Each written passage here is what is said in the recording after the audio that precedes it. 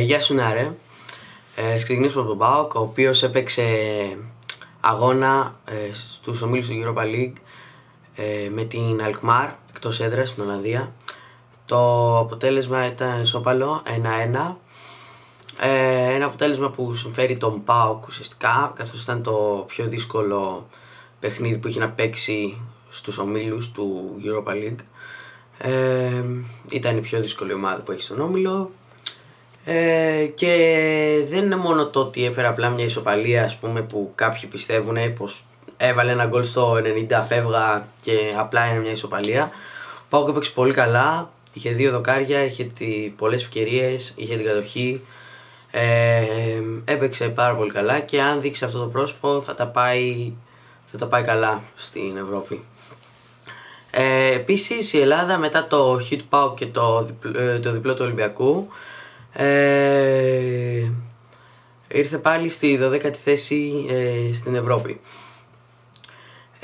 Τώρα πέρα από το match που έπαιξε την 5η ο ΠΑΟΚ στο Europa League, έχει και το match την Κυριακή τώρα που παίζει με το Παναθηναϊκό, ΠΑΟΚ Παναθηναϊκός, derby, δεύτερη και τρίτη θέση. Θα γίνει ωραίο match, πιστεύω. Φαβορί είναι ο ΠΑΟΚ. Τώρα όμως είναι derby και ο ΠΑΟΚ, να θυμίσουμε πως όταν έχει παίξει μισοβδόμαδα αγώνα και πρέπει να παίξει Σαββατοκύριακο για Super League, δεν παίζει και τα καλύτερα μάτς δεν κάνει και τα καλύτερα μάτς, τέλος πάντων.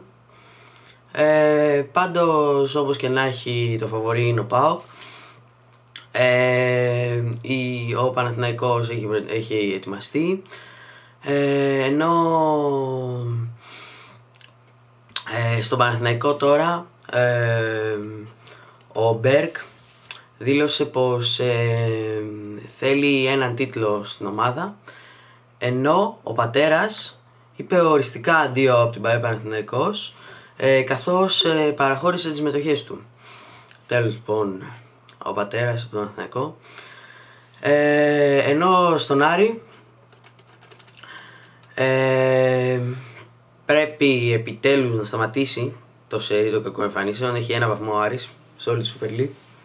Πρέπει να σταματήσει. Ο Διούδης πιστεύει στην πρώτη νίκη του Άρη. Ο Άρης πρέπει να παίξει καλά, αλλιώς δεν υπάρχει σωτηρία, δυστυχώς για τον Άρη.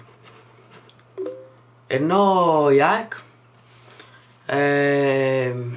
αντιθέτως με τον Άρη πρέπει να συνεχίσει το σερί των καλών εμφανίσεων, καθώς τα έχει πάει πάρα πολύ καλά μέχρι τώρα. 2 νίκες στην γάμα εθνική κατηγορία, όπου στην προπόνηση της Πέμπτης με τον Τραγιανό Δέλα να ανακοινώνει την αποστολή, ήταν μέσα ο Τσιρίλο, ενώ έξω ήταν ο Ράμα. Αυτά ήταν τα νέα για τον ΠΑΟΚ, τον Παναθηναϊκό, τον Άρη και την ΑΕΚ. Τα λέμε το επόμενο Σαββατοκύριακο. Γεια σας.